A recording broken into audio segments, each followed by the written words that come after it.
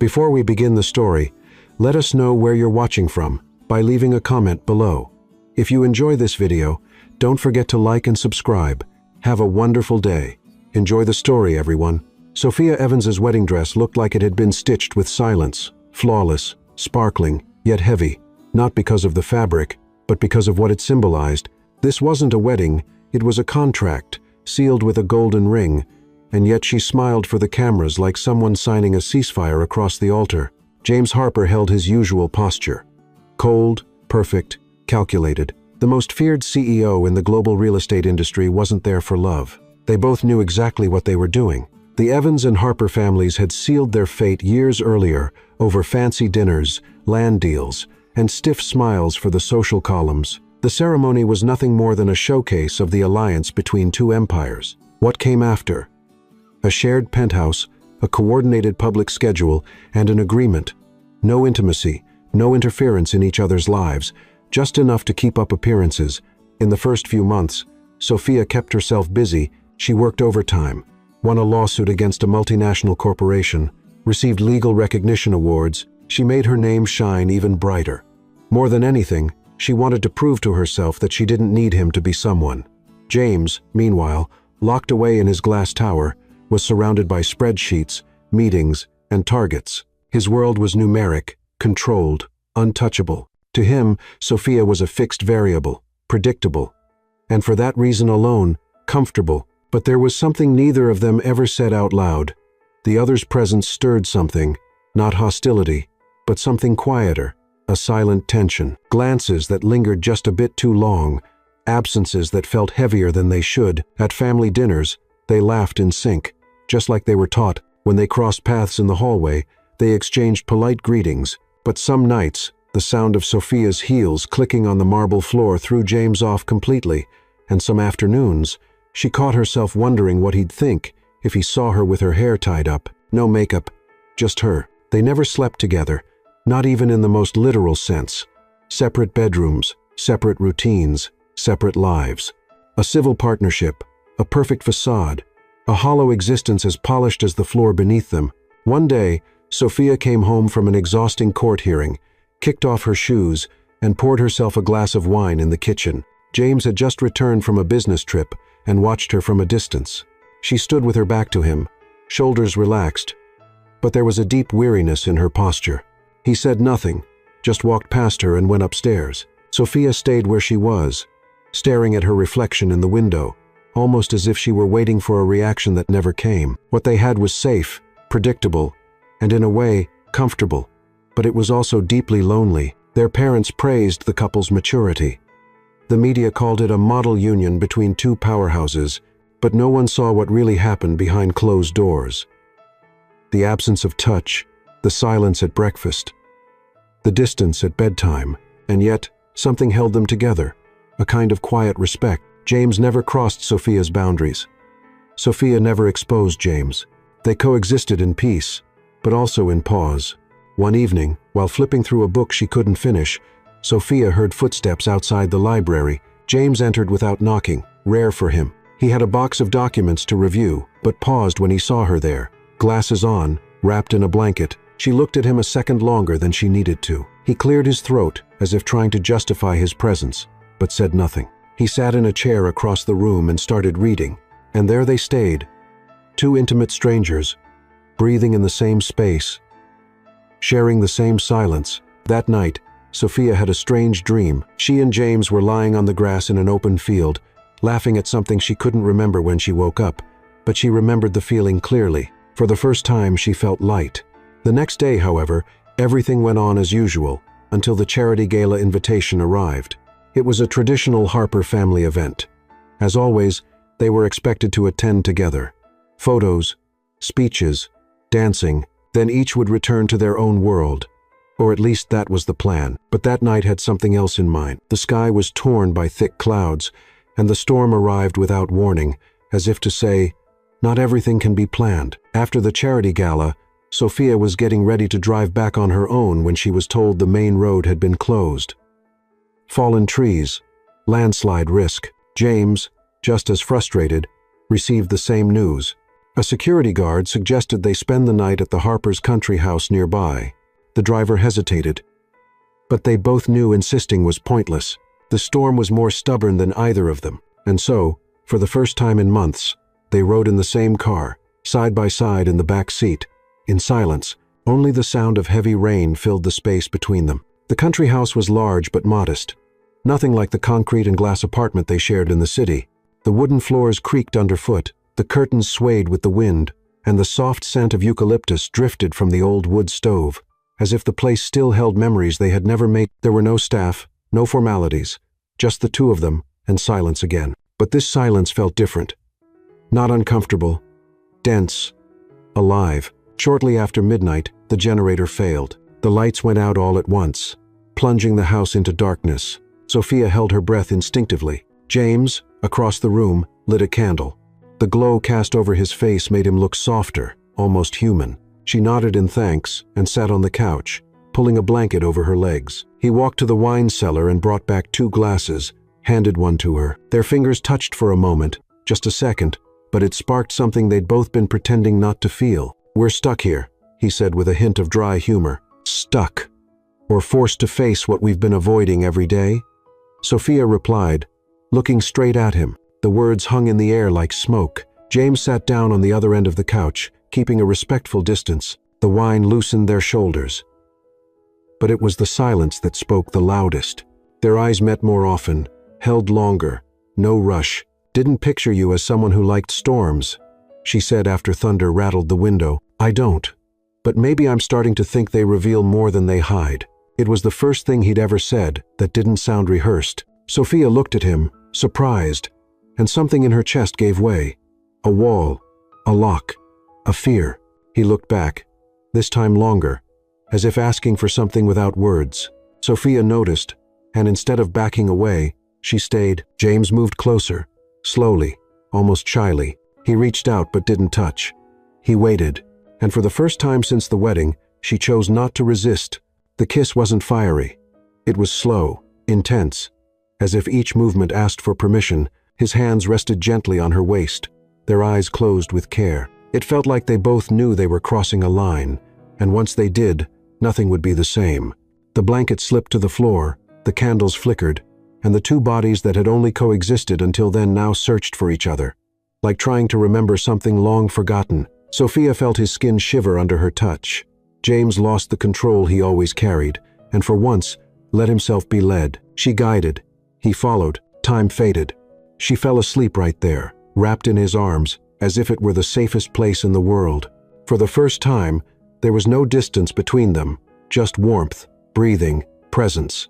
Hours later, still in the middle of the night, she woke up. Without saying a word, she pressed her forehead against his chest, listening for his heartbeat. He responded with a soft kiss on her hair. Their bodies came together again, slowly, quietly. This time was different, softer, almost reverent, as if both were trying to stretch that moment all the way to sunrise, as if the silence between them had found a new shape, not as emptiness, but as a space where love might, just maybe, begin. When Sophia awoke in the morning, blue light filled the room. The other side of the bed was cold, empty. James was gone. She sat up slowly, pulling the sheet to her chest. There were traces of him on the pillow, but no explanation. No note, not a word. His absence hurt more than she wanted to admit. She got dressed calmly, ran her fingers through her hair, and walked downstairs with a strange feeling in her chest. A different kind of silence now. Not the one from before, but the kind that says, "What now?" James was on the porch, already on the phone, talking about investors and shareholders, as if nothing had happened. When she appeared, he simply nodded and went on with his call. She didn't say anything, and that morning, the silence between them returned to how it had always been. But something had already changed. The days that followed were strangely normal, and that's exactly what made them hurt. Sophia returned to the apartment like someone coming back from a trip they didn't want to end. In the panoramic elevator, catching her reflection in the mirror, she noticed something in her eyes. A dim light, an unanswered question. James stepped in right after, phone glued to his ear, talking about mergers and acquisitions, as if the previous night had never happened, as if they hadn't touched each other like two people finding shelter in the middle of a storm. "Good evening," she said as they stepped out of the elevator. He nodded, distracted. Good evening. That was it. No. Can we talk later? No lingering glance. Just the same routine filling every crack with cruel precision. That night, Sophia didn't sleep in the guest room, and she didn't go to her own either. She sat on the living room sofa for hours, hugging her knees, trying to understand why it hurt so much. After all, the deal had always been clear. No promises, no strings attached, but there were memories. And that was the part that stung the most. Having lived something that to him seemed nothing more than a slip, a lapse, a brief break in protocol that could be easily forgotten. At breakfast the next day, he sat at the table with his laptop open, reading reports. Sophia made herself some tea, sat across from him, and watched. James never looked up, didn't mention the night at the country house, didn't even ask if she'd slept well. The indifference hurt more than an outright rejection because it carried a silent denial, a quiet eraser of everything they'd felt, or what she thought they had. She wanted to scream, to ask, "Did that night mean anything to you?" But her pride was stronger. She simply crossed her legs, sipped her tea, and with a polite smile asked, "Any family dinners this week?" "I think there's one on Friday. Check with my assistant," he replied, eyes still on the screen. The words cut like a blade, cold, sharp, and delivered with the ease of someone signing another contract. That afternoon, she went back to work as if wearing invisible armor. She won a complex case, received praise from colleagues, and ended the day with a glass of champagne in hand, alone in her office, staring out the window. But she couldn't feel proud, only empty. At home, the days followed the same distant choreography. James left early, came home late, and slept in silence. Sophia began avoiding the common areas. If he was in the kitchen, she went to the bedroom. If he was in the living room, she chose the library. Then, on an ordinary Tuesday, the envelope arrived. On the dining table sat a discreet folder, no logo, with her name handwritten on the front. Sophia opened it slowly. Inside, printed pages, direct phrasing, short clauses, blank signature lines. It was a formal request for divorce. For a moment, the world tilted. The ground, already far from stable, turned to liquid. She read each paragraph like someone reading a verdict for a trial that hadn't even been announced. There was no note, no explanation, just the papers. She walked to James's room with the folder in hand. He had his back turned, removing his suit jacket.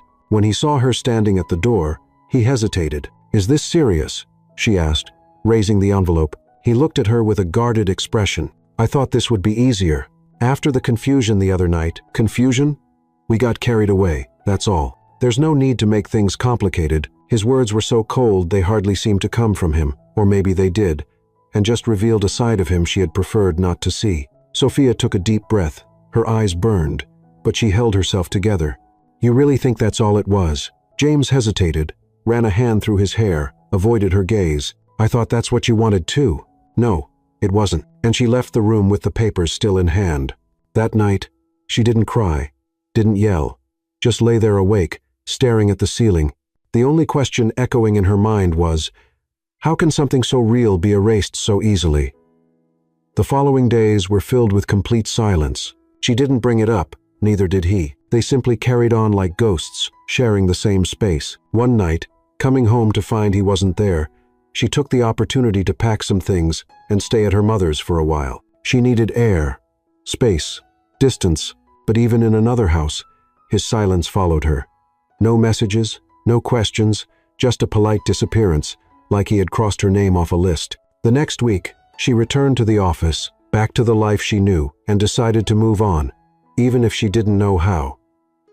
Even with that emptiness that refused to leave, it was a typical morning at Evans & Associates. The hallways buzzed with hurried footsteps, folders changing hands, and phone calls echoing through glass-walled offices. Sophia sat tucked behind her desk, surrounded by complex cases and half-empty coffee cups. Work had become her best shield against feelings she didn't want to face. She had left the divorce papers tucked away in the back of a drawer, out of sight, where she wouldn't have to look at the blank signature line, but the real weight wasn't on paper. It was in her chest, a constant reminder that something had started to fall apart.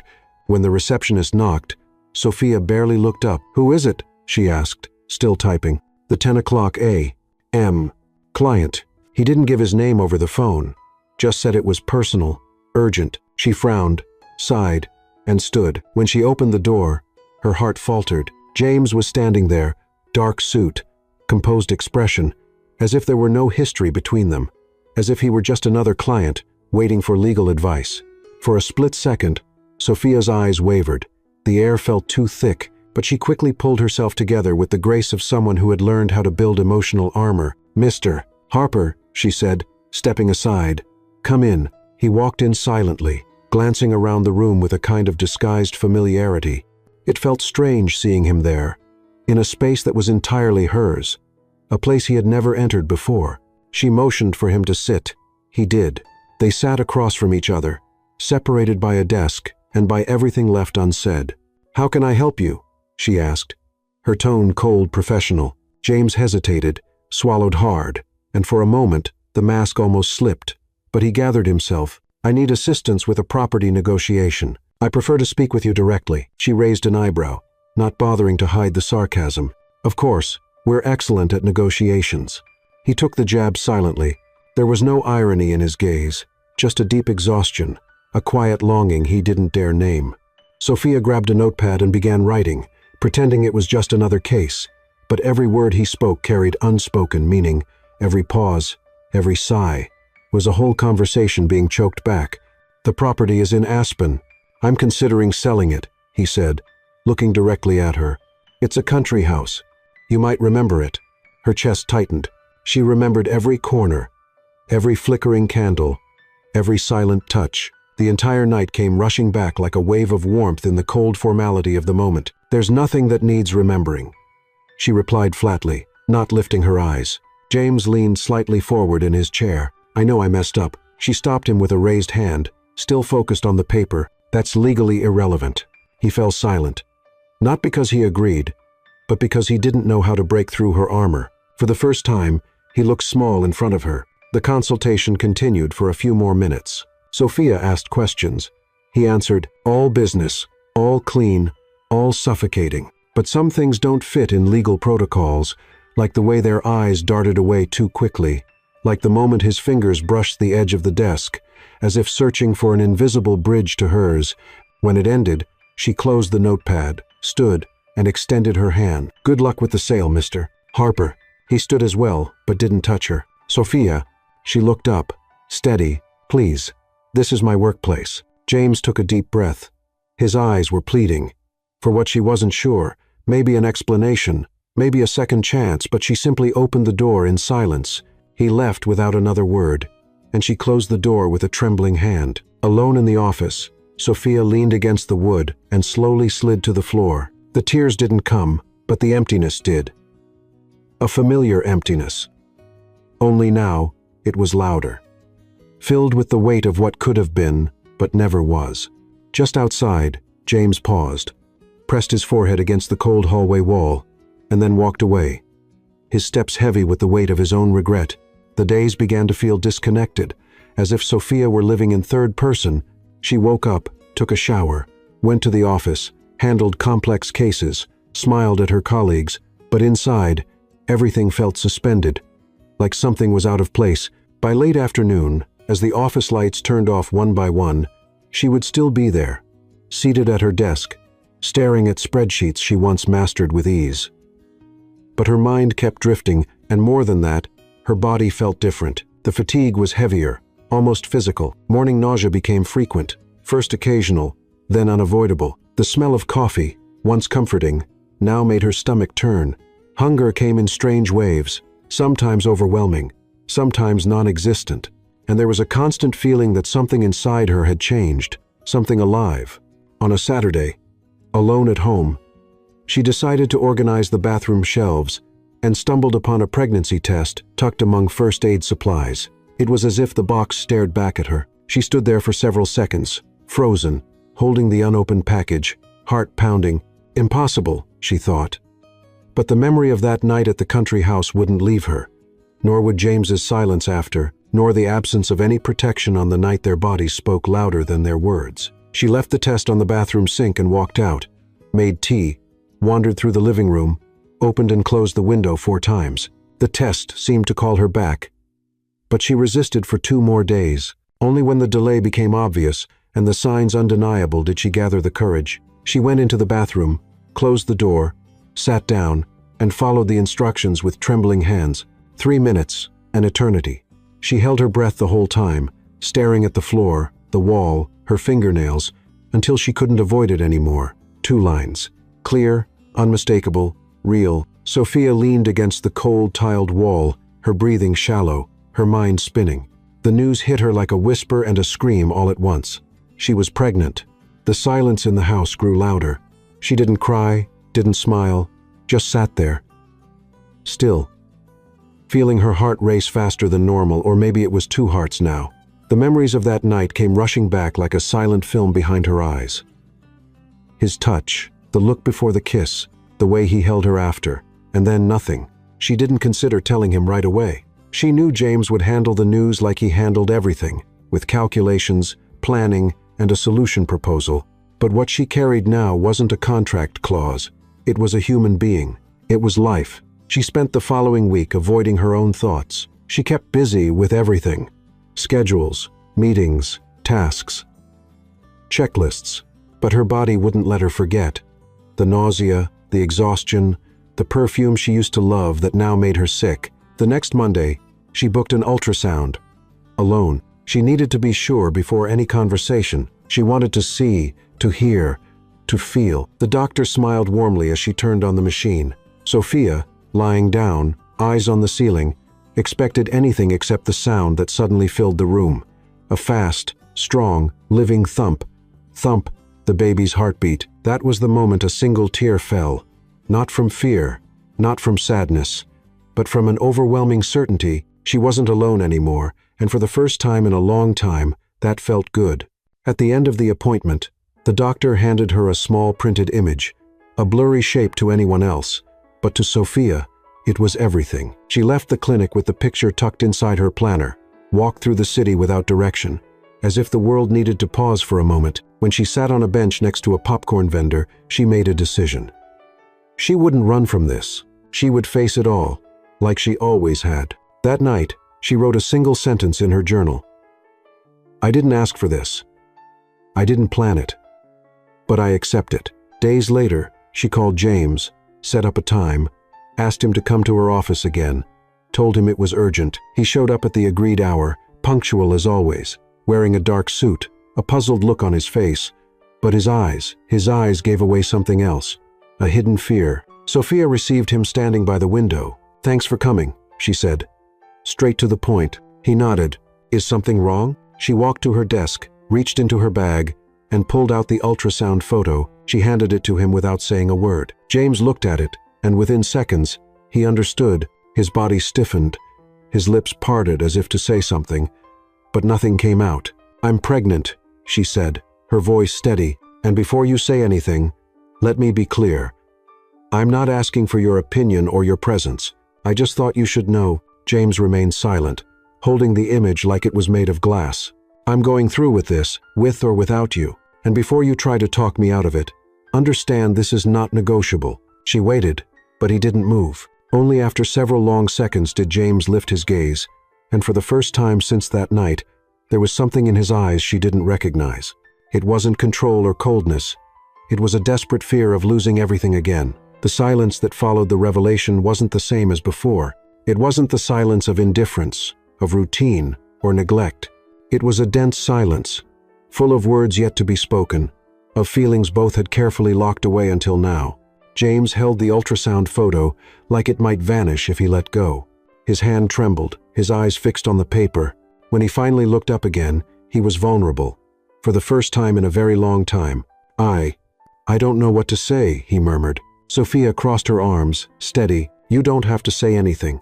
I just wanted you to know. You know me, Sophia. You know that I don't handle things well when they're out of my control. She let out a dry laugh. Oh, I know. That's exactly why I came ahead of time. Because this child isn't going to be a project or a spreadsheet. And if control is the only way you know how to love, then maybe we stop right here. James walked to the window, ran his hands through his hair. He looked smaller, somehow, like the suit no longer fit. His voice came low, almost cracked. I didn't know what to do after that night. I felt exposed, vulnerable, and like an idiot. I did what I always do. I ran. Sophia watched him from a distance, her heart beating faster than she wanted to admit, not because of his presence, but because of his words, the effort, the attempt. "I left you alone," he continued, "when, for the first time, you weren't." She swallowed hard but said nothing. She waited.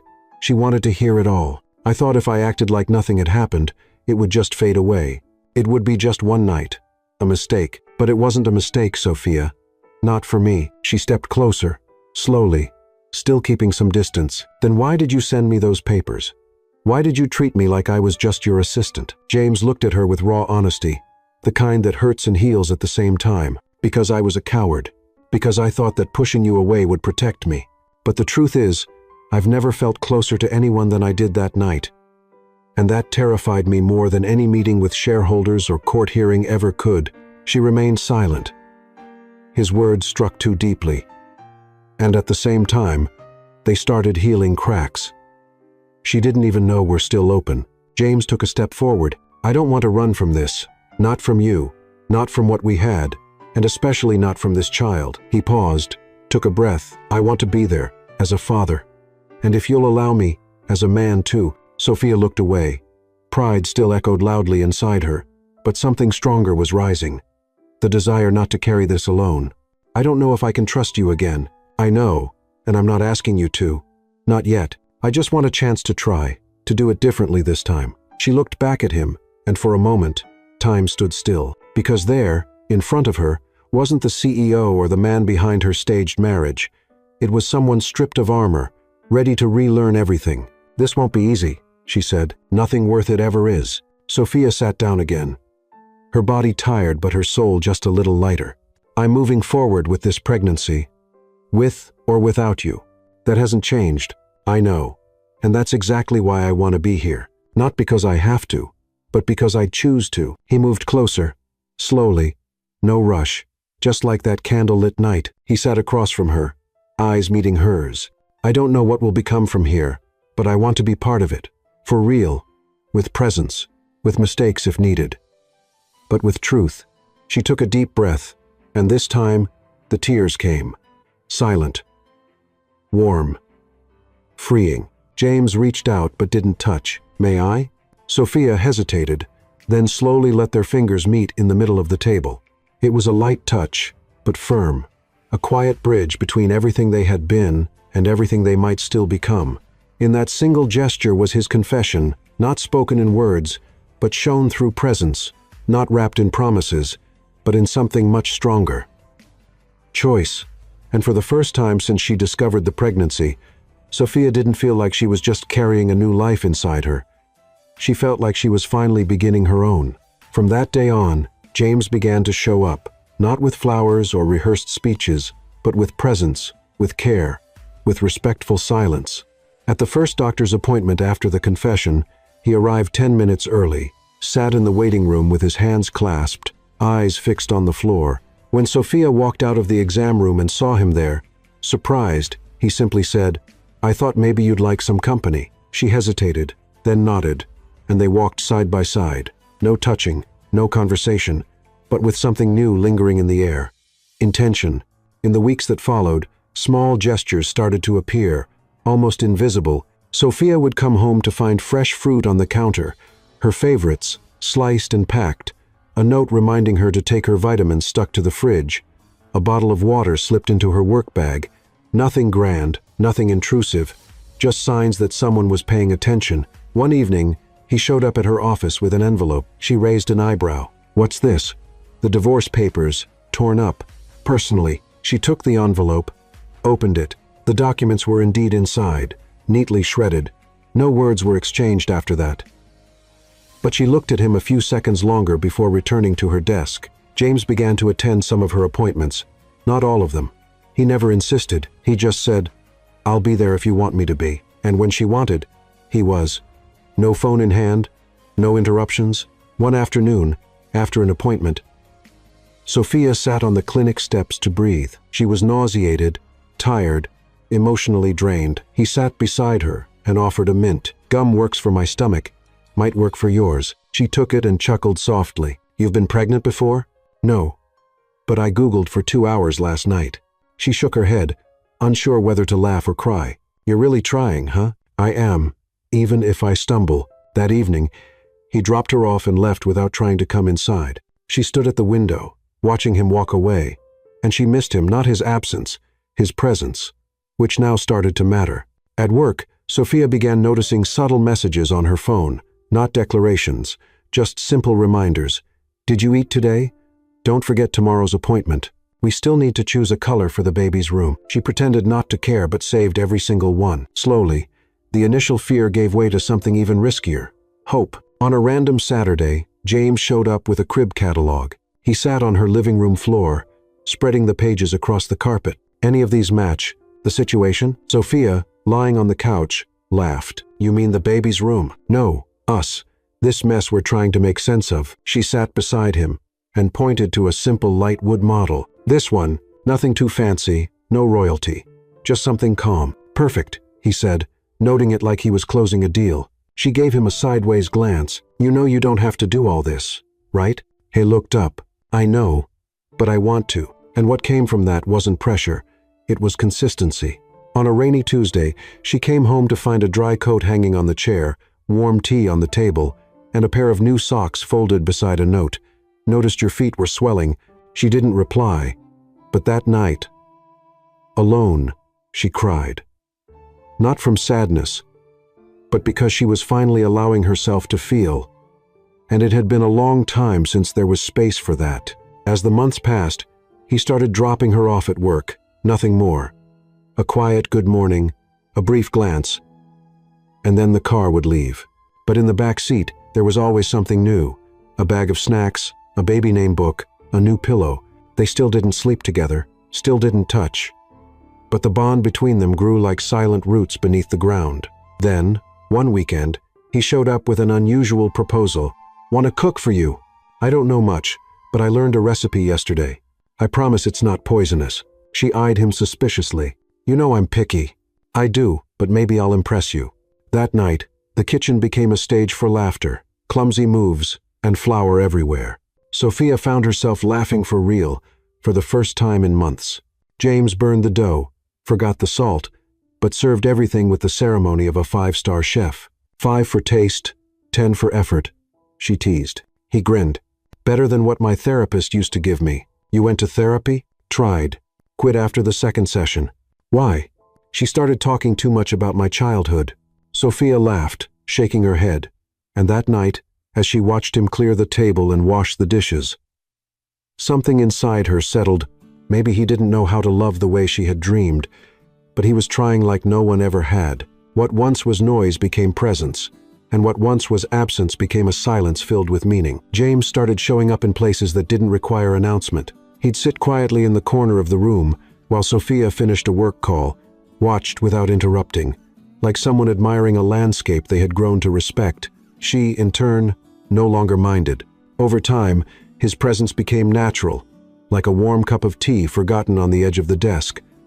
Subtle but comforting. At the office, he'd watch her handle tough negotiations with confidence.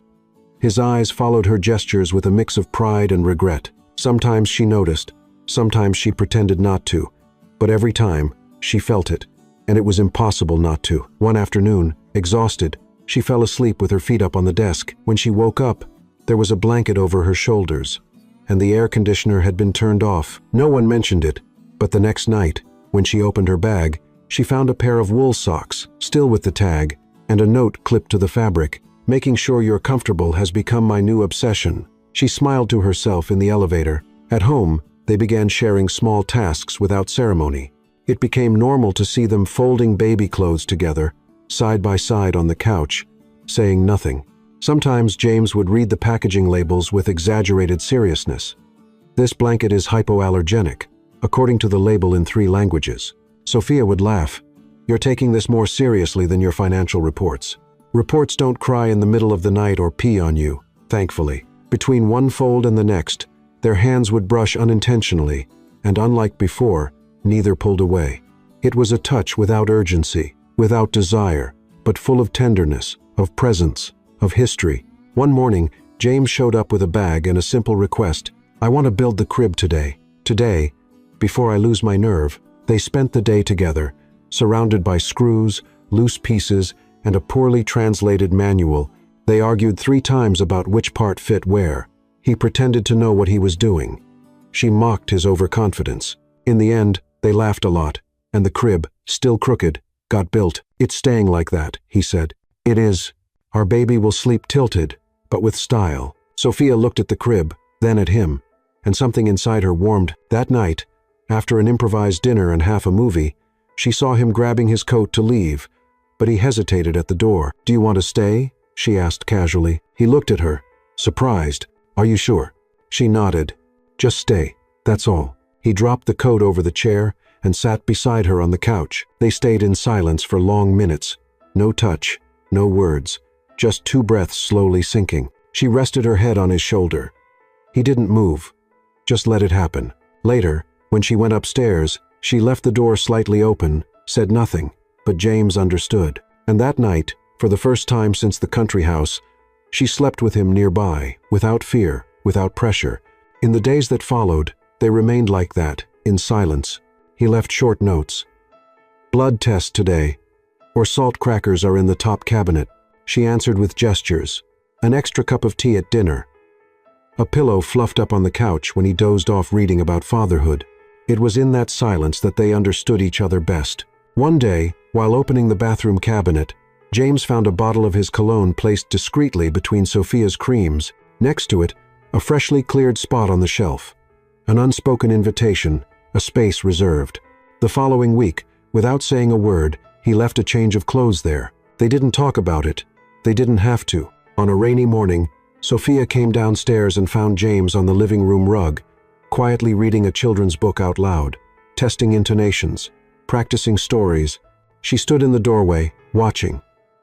And for the first time, she knew with absolute certainty she wasn't alone on this journey. More than that, she didn't want to be anymore. The night was silent, the kind where even clocks seemed to tick slower. Sophia woke with a strange cramp, nothing like what she'd felt before. It was as if something inside her had shifted. Raw, new pressure, almost primal. She sat up in bed, hands on her rounded belly, trying to breathe deeply. The room was dark, and James had been sleeping in the guest room since she'd asked for more space during the final weeks of pregnancy. She hesitated to call him. Minutes passed, maybe an hour. The pain returned, stronger now and coming at regular intervals. Sophia knew it was time. She went to the bathroom, washed her face, changed clothes, and grabbed the hospital bag she had already prepared. When she walked downstairs, she found James in the kitchen, standing there, holding a mug of tea. "It's happening," was all she managed to say. He didn't ask, "Are you sure?" He didn't panic, didn't reach for his phone. He just looked into her eyes and nodded calmly. "I'll take you." In the car, the silence was filled with breath and anticipation. James drove with one hand on the wheel and the other resting between the seats, ready to hold hers at any moment. When another strong contraction hit, Sophia clenched her eyes shut, her teeth, and his hand instinctively, he didn't let go. At the hospital, she was taken to triage. James stayed outside, filling out paperwork and answering questions like every detail mattered. When they finally let him into the delivery room, he wore a visitor badge around his neck and kept his eyes fixed on her, as if his only purpose there was to hold her up. "I'm here," he whispered, gripping her hand. "Are you staying until the end?" After 2, the pain intensified. The hours dragged on like time was sinking in quicksand. Sophia cried out, sweated, screamed, but never let go of his hand. James, used to controlling boardrooms and billion-dollar deals, was now completely powerless. For the first time, he couldn't control a thing, except for the love he was only beginning to understand. She gripped his fingers so tightly the knuckles turned red. He didn't complain, didn't flinch. "You're doing amazing," he said. Even when she said she couldn't take it anymore. "I can't do this." "You can. You've overcome so much, Sophia. This is just one more step." The contractions grew fiercer. Her screams blended with tears, and between intervals, she whispered, "I'm scared, so am I, but I'm with you." And in that mix of panic and surrender, the baby finally arrived. A loud cry, wet, alive. Sophia didn't know whether to laugh or cry. Neither did James. When they placed the baby on her chest, the world seemed to stop. The child's eyes shut, his breathing steadied, and Sophia, soaked in sweat, exhausted, shattered, and reborn. Looked at James as if seeing him clearly for the first time. He was crying quietly. "No fuss. It's a boy," the nurse said. James rested his forehead against hers, still holding her hand. "Thank you for letting me see this," he whispered. "Thank you for staying." Hours later, in the recovery room, the baby slept in the clear bassinet beside the bed. Sophia rested with half-closed eyes. James sat in the armchair, watching them both. He stood quietly, walked over to the crib, and gently touched his son's tiny foot with one finger. Sophia opened her eyes slowly. "He looks like you," she said. James smiled.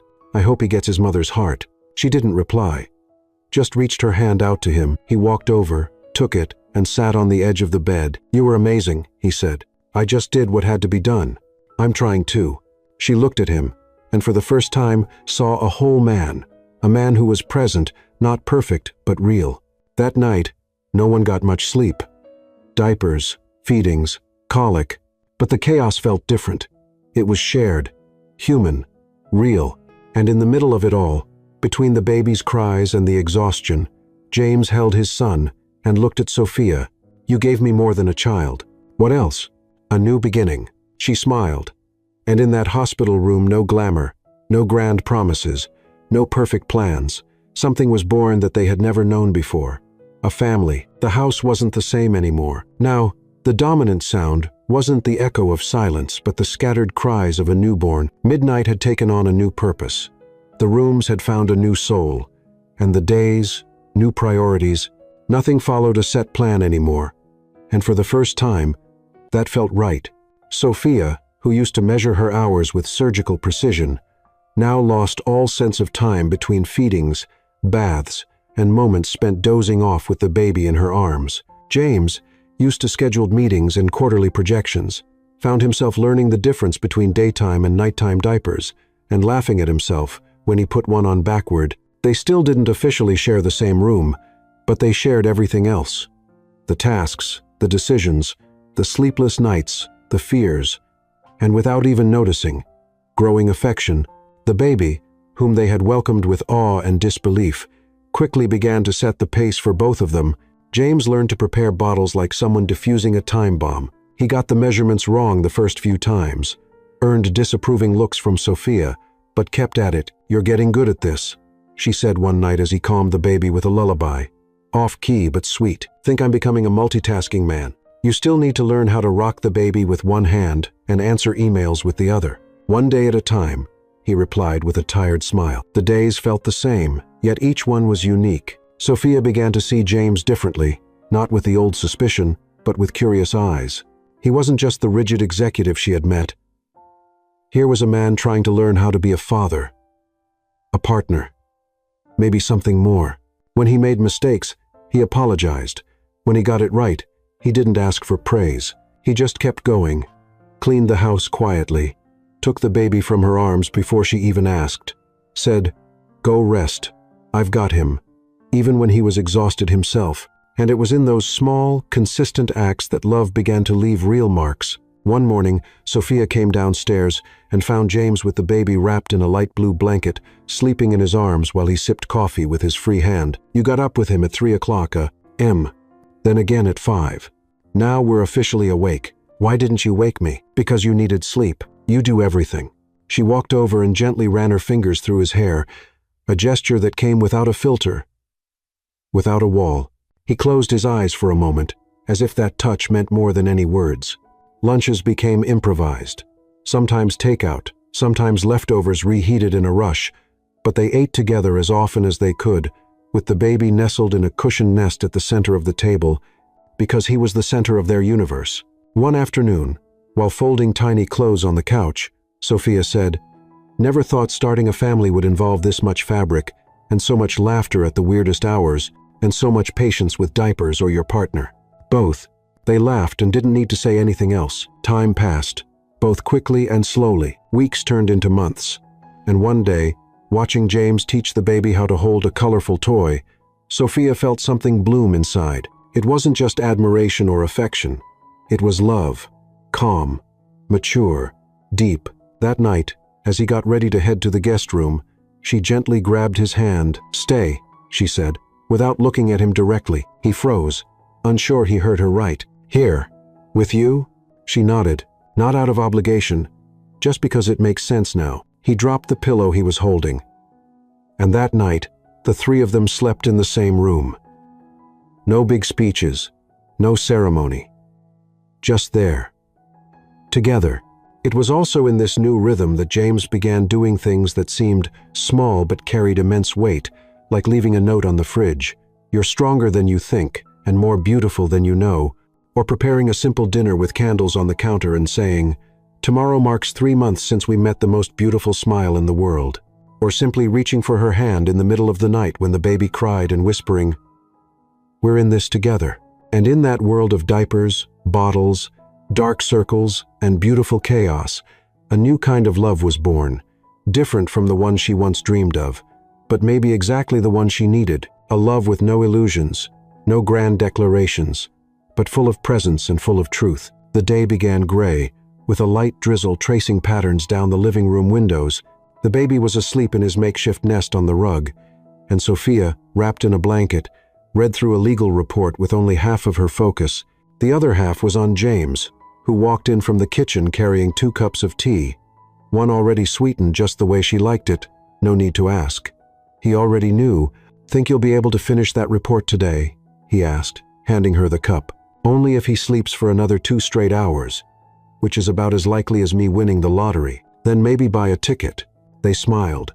The light humor he had developed over the last few weeks was a soft counterpoint to the chaos of their lives, and Sophia leaned on it in the moment she felt close to unraveling. James sat on the floor beside the baby, watched the tiny sleeping face with a focus Sophia had noticed before. But today, there was something different in his gaze. She turned back to the report, pretending not to care, until James spoke again. "Do you know what today is?" She looked up, suspicious. "Monday? The day everything started to change. 3 months since that night, the storm, the country house." She closed the report. "You remember like it was yesterday. I even remember the wine." She watched him for a few seconds. James stood up, walked to the sideboard, and came back with a small box in his hands. But unlike past gestures loaded with expectation, this time he seemed calm. "Before you say anything," he began, kneeling gently on the rug near her. "This isn't a proposal. No dramatic gestures. No promises. Just a symbol." He opened the box. Inside, a ring, simple, no stones, no sparkle, just polished silver, delicate like a whisper. "What does it mean?" Sophia asked, her voice almost a whisper too. "It means that now I choose to stay, every day, not because of a contract, not out of duty, but because I want to." She swallowed hard. "James, I'm not asking you to wear it now or tomorrow.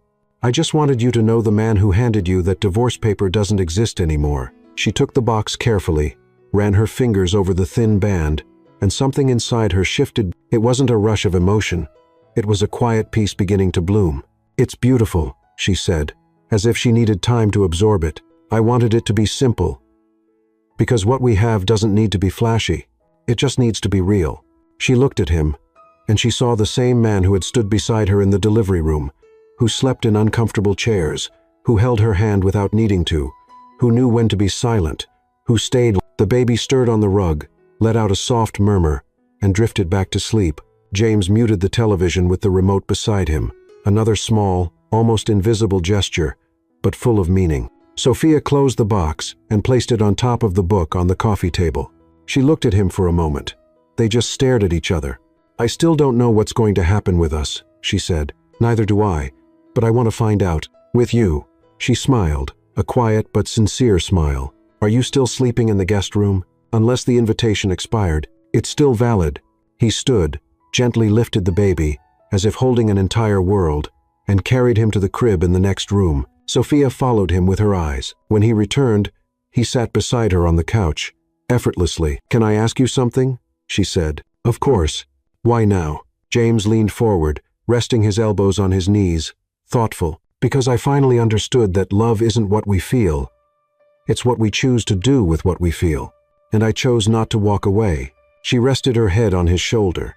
Neither of them said another word. The box with the ring stayed closed on the table, but something inside her had already started to open. Love didn't come like lightning. It didn't explode like fireworks.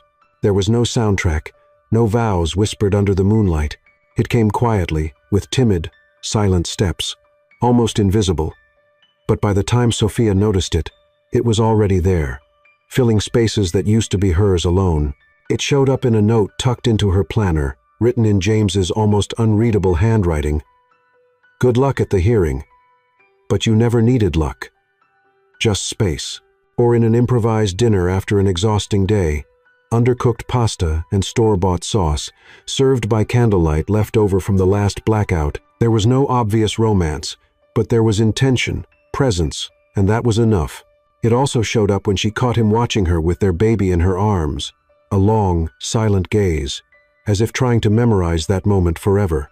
Sophia began noticing the details, the way he folded her blanket more carefully than his own suit, the extra cushion he placed on her desk chair, the way he kept her coffee at just the right temperature, even knowing she'd end up drinking it cold anyway. The nights, once solitary, now had company, not just physically, but emotionally. One night, she woke up to the baby's cry. She got up instinctively, but when she opened the bedroom door, she saw James already in the hallway, the baby in his arms. "Already got him," he whispered, his voice soft, almost melodic. "You heard him before I did.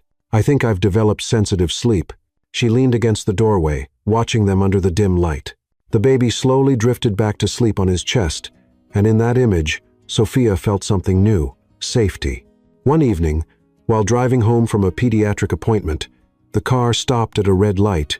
Outside, an elderly couple crossed the street, hand in hand. James, quiet, watched them closely. "Do you imagine yourself like that someday?" she asked. He took a moment before answering. "Only if it's with you." She turned toward the window, trying to hide her involuntary smile, but her heart skipped to a different rhythm. There was no official proposal, no date set, but little by little, they started acting like something they never truly were before. A couple, a team, a safe place for one another.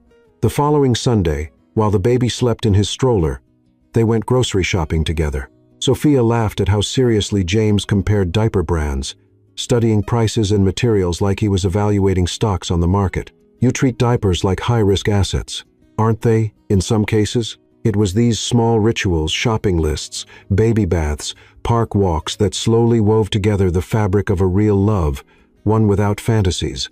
And in that quiet rhythm, Sophia started to trust, not out of need, but by choice. She let herself rest while he watched the baby, accepted a goodnight kiss without overthinking it, smiled when he walked in, and sat beside him out of habit. On a chilly night, James found her sitting on the bedroom floor, wrapped in a blanket, staring at the crib. "What is it?" he asked. "Just thinking about how everything's changed." "Scary." She nodded, but also comforting.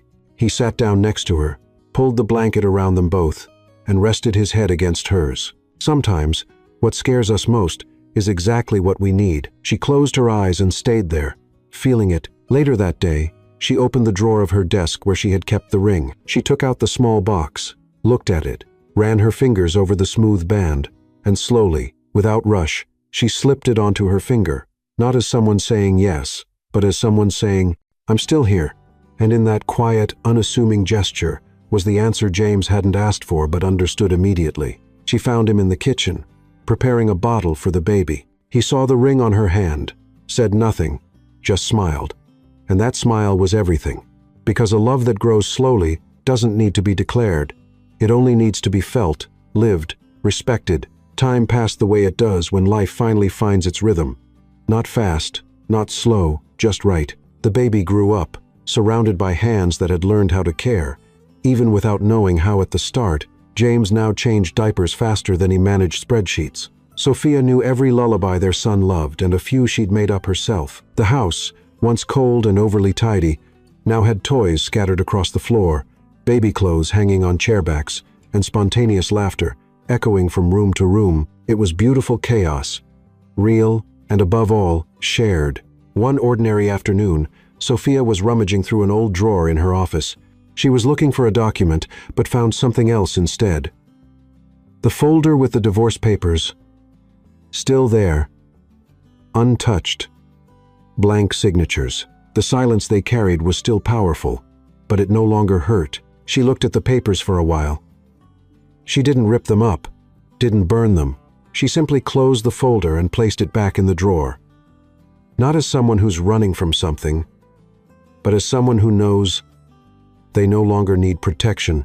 She knew now. To love is also to have a choice and still choose to stay. That evening, while James rocked the baby in the living room, she sat beside him on the couch. They stayed in silence, watching the little one fall asleep, the baby's soft breathing filling the space like background music for everything that didn't need to be said. James glanced at her and asked, almost in a whisper, "Do you still have those papers?" She nodded. "I do." He looked down. "Do you think you'll want to use them one day?" She took a moment to answer. "I kept them, but not as an exit. Just as a reminder of how much we had to unlearn to get here."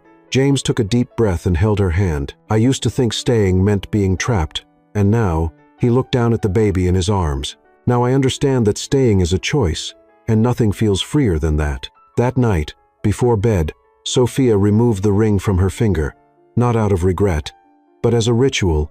She cleaned it, slipped it back on, and whispered quietly to herself, "Today, I choose to stay too."